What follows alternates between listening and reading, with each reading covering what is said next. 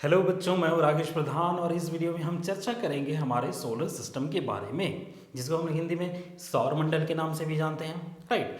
तो सौर मंडल या सोलर सिस्टम में कौन कौन से एलिमेंट्स हैं और उनकी क्या खासियत है, इसके बारे में हम लोग एक एक करके डिस्कस करते हैं। तो चलिए शुरू करते हैं।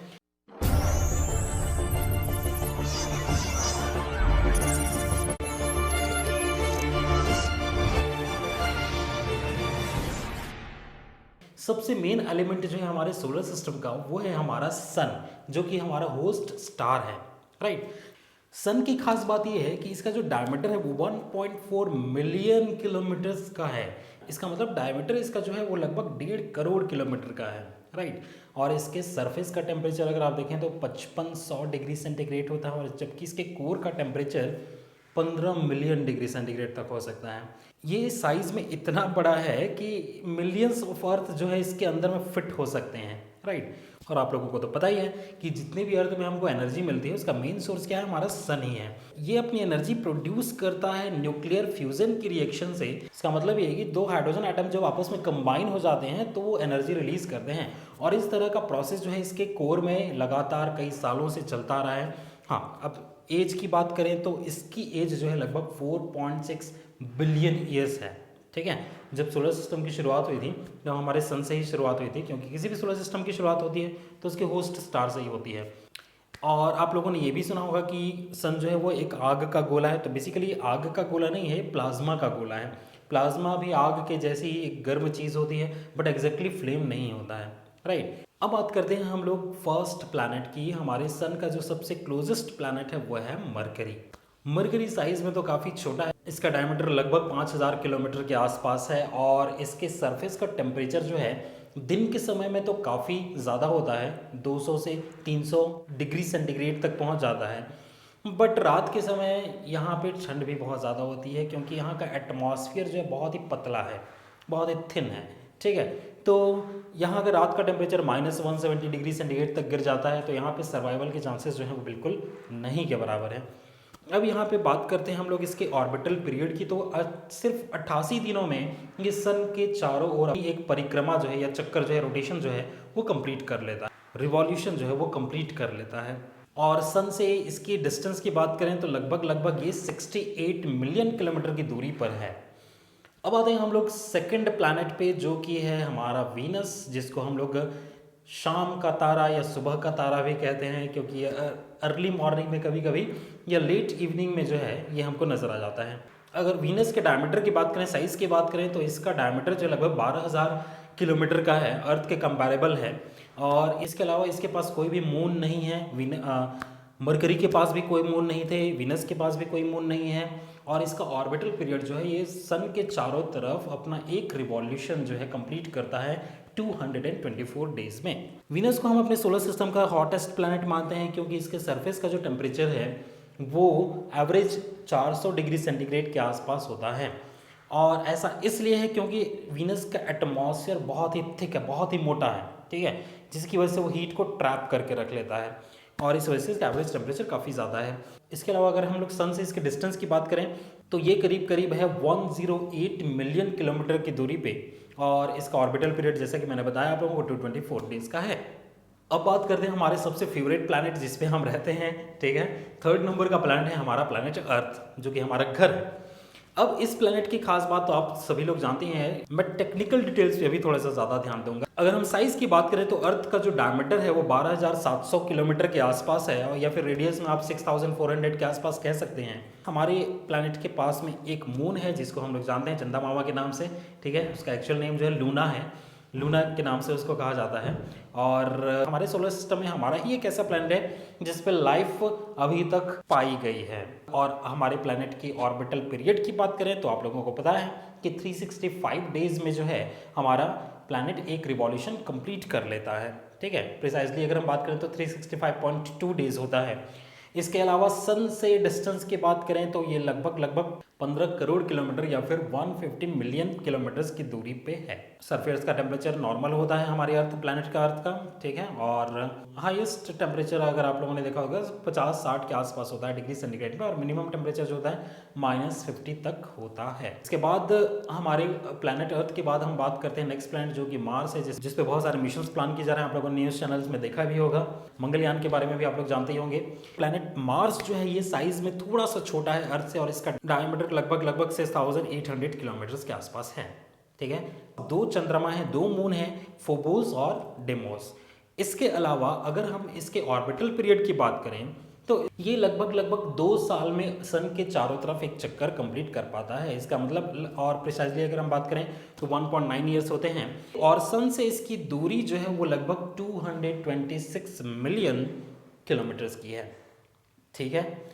वैसे ओवरऑल देखा जाए तो ना प्लैनेट मार्स में लाइफ की पॉसिबिलिटी बहुत कम बनती है, बिकॉज यहाँ का मैग्नेटिक फील्ड बहुत वीक है, और मैग्नेटिक फील्ड वीक होने की वजह से वो सोलर रेडिएशंस को स्टॉप नहीं कर पाता, और सोलर रेडिएशंस अगर स्टॉप नहीं हो पाएंगे तो फिर प्लैनेट में लाइफ की पॉसिबिलिटी काफ़ी कम हो जाती है, ठीक। अब मार्स के बाद हम लोग बात करते हैं एक छोटे से प्लैनेट की, जिसको हम ड्वार्फ प्लैनेट के नाम से जानते हैं, और इसका नाम है सेरेस। सेरेस का डायमीटर सिर्फ 950 किलोमीटर का है, और इसका ऑर्बिटल पीरियड जो है वो 4.6 ईयर्स का है, और सन से दूरी की अगर हम बात करें तो वो है 413 मिलियन किलोमीटर्स, ठीक है। अब हम लोग आते हैं कूपर बेल्ट पे। कूपर बेल्ट जो है एक बेसिकली एस्ट्रॉइड बेल्ट है, जो कि हमारे मार्स और जुपिटर प्लैनेट के बीच में लाई करता है, और ये एक तरह का शील्ड है जिसकी वजह से हमारा अर्थ जो है वो डिफरेंट बहुत सारे कॉमेट्स या एस्ट्रॉइड से बचा हुआ है, ठीक है। अदरवाइज अर्थ बहुत ज़्यादा डिस्टर्ब होता। कुपर बेल्ट के बाद हम लोग बात करते हैं हमारे सोलर सिस्टम के लार्जेस्ट प्लैनेट के बारे में, जो कि है जुपिटर। जुपिटर एक गैसियस प्लैनेट है, इस ज़्यादातर गैस से ही मिलकर के बना हुआ है, और अगर हम लोग इसके साइज़ की बात करें तो इसका साइज़ जो है वो लगभग 1,43,000 किलोमीटर के आसपास है। इसमें हज़ारों अर्थ जैसे प्लैनेट्स जो हैं वो इसके अंदर समा सकते हैं, इतना बड़ा प्लैनेट है ये, ठीक है। और इसकी खास बात क्या है, इसका ऑर्बिटल पीरियड जो है वो लगभग 12 साल के बराबर है। इसका मतलब 12 सालों में ये जो है सन के चारों तरफ एक रिवॉल्यूशन कंप्लीट कर पाता है, और इस सन से इसके डिस्टेंस की बात करें तो 778 मिलियन किलोमीटर के डिस्टेंस पर है ये सन से, ठीक है। और ये हमारे, जैसे कि मैंने बताया आप लोगों को, ये हमारे सोलर सिस्टम का क्या है, लार्जेस्ट प्लैनेट है, बहुत बड़ा है ये साइज में।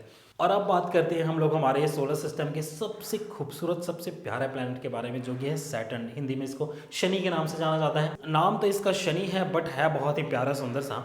आप लोगों ने सुना होगा ना कई बार कि लोग कहते हैं कि अरे यार इसकी कुंडली में तो शनि बैठ गया है, इसका मतलब बहुत ही बुरा फील होता है, बट ऐसा कुछ है नहीं।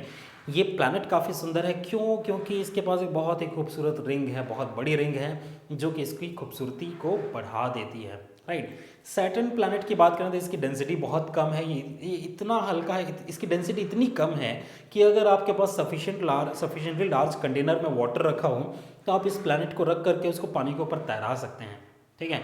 हाँ, बट उतना बड़ा कंटेनर की ज़रूरत, उतने बड़े कंटेनर को अवेलेबल कराना वो बड़ा डिफिकल्ट टास्क होगा।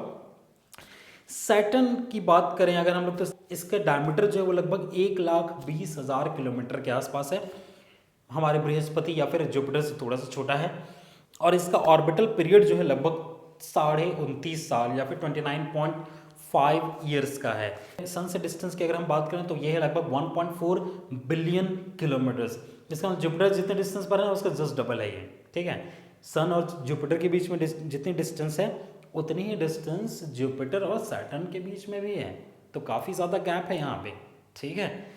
अगर हम नंबर ऑफ मून्स की बात करें तो जुपिटर के पास है 67 मून्स, जबकि सैटर्न के पास रिसेंट डिस्कवरी के अकॉर्डिंग 82 मून्स हैं। सबसे ज़्यादा मून्स जो हैं वो हमारे सैटर्न के पास में हैं। इसका जो डिस्क है ना, उसमें बहुत सारे छोटे बड़े एस्ट्रॉइड्स का एक कॉम्बिनेशन होता है, मतलब कि वो भी एक तरह से पुराने ज़माने में बहुत समय पहले जो है वो मून्स ही रहे होंगे, जो आपस में टकरा करके छोटे छोटे टुकड़ों में टूट गए, बिखर गए, और उन्होंने एक डिस्क का शेप ले लिया, ठीक है।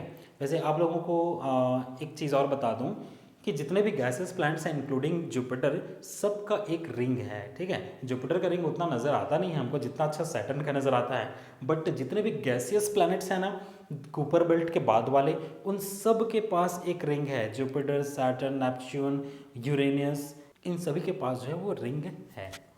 तो अगले प्लैनेट पे आते हैं हम लोग, जो कि हमारा यूरेनस। यूरेनस के डायमीटर के बारे में अगर हम बात करें तो इसका डायमीटर है लगभग 51,000 किलोमीटर्स और इसके पास भी 27 मून्स हैं। इसका ऑर्बिटल पीरियड जो है वो है 84 ईयर्स का। इसका मतलब 84 ईयर्स में ये सन के चारों तरफ अपना एक रिवॉल्यूशन कंप्लीट कर पाता है। और सन से डिस्टेंस की अगर हम बात करें तो ये लगभग है 3 बिलियन किलोमीटर्स का। तो आप देख रहे हैं कि यहाँ पे जैसे जैसे आप दूर जा रहे हैं वैसे ही प्लैनेट्स के बीच में जो गैप है वो भी इंक्रीज होता जा रहा है। इसके बाद नेक्स्ट प्लैनेट पे आते हैं नेपच्यून पे। नेपच्यून का साइज कंपेरेबल है आपके यूरेनस से और इसका साइज डायमीटर जो है वो लगभग है 49,000 किलोमीटर्स का। इसके पास भी 14 मून्स अवेलेबल हैं। इसका ऑर्बिटल पीरियड जो है वो 155 ईयर्स का है और सन से अगर डिस्टेंस की अगर हम बात करें तो सन से इसकी डिस्टेंस है लगभग 4.5 बिलियन किलोमीटर्स। ठीक है, अब एक ऐसे ड्वार्फ प्लैनेट की हम बात करेंगे जिसको प्लैनेट के कैटेगरी से रिसेंटली हटा दिया गया था क्योंकि ये कुछ कंडीशंस को फुलफिल नहीं करता था। और आप लोगों को नाम तो पता ही है, प्लूटो, राइट। प्लूटो एक ड्वार्फ प्लैनेट की कैटेगरी में आता है जिसका डायमीटर सिर्फ 2300 किलोमीटर्स के आसपास है। मजे की बात यह है कि इसके पास भी मून्स अवेलेबल हैं और वो भी 5 मून्स हैं। ठीक है, और इसका ऑर्बिटल पीरियड जो है वो लगभग है 248 ईयर्स का। इसका मतलब एक रिवॉल्यूशन कंप्लीट करने में इसको 284 ईयर्स का टाइम लगता है। प्लैनेट है बहुत छोटा बट बहुत खासियत है इसमें। और सन से डिस्टेंस की अगर हम बात करें इसकी तो सन से ये लगभग 6 बिलियन किलोमीटर्स की दूरी पे है। इन सब सेलेस्टियल बॉडीज के अलावा हमारे सोलर सिस्टम में 2-3 और ड्वार्फ प्लैनेट्स हैं। ठीक है, एक हाउमिया नाम का ड्वार्फ प्लैनेट है। इसके बाद प्लूटो के बाद हाउमिया के बाद मिकमिक नाम का एक ड्वार्फ प्लैनेट है और मिकमिक के बाद एरिस नाम का भी एक ड्वार्फ प्लैनेट है। तो इन सबको मिला करके जितनी डिस्कवरीज हुई हैं उनके अकॉर्डिंग तो हमारे पास इतनी चीज़ें हैं बट अभी भी बहुत सारी चीज़ें हमारे सोलर सिस्टम के बारे में अननोन है। हमारे सोलर सिस्टम का जो मेन करता धरता है वो हमारा सन है। ठीक है, जिसका कलर एक्चुअल कलर जो है वो वाइट है। आप लोगों को जब ड्राइंग करते होंगे तब आप लोग भले येलो कलर में उसको शो कर देते होंगे बट एक्चुअल कलर जो है हमारे सन का वो क्या है, वाइट है। ठीक है, तो इसके अलावा अगर आपको कोई और भी इन्फॉर्मेशन चाहिए होगी सोलर सिस्टम के बारे में तो कमेंट सेक्शन में आप लोग अपना क्वेश्चन पूछ सकते हैं। Thank you so much, good bye.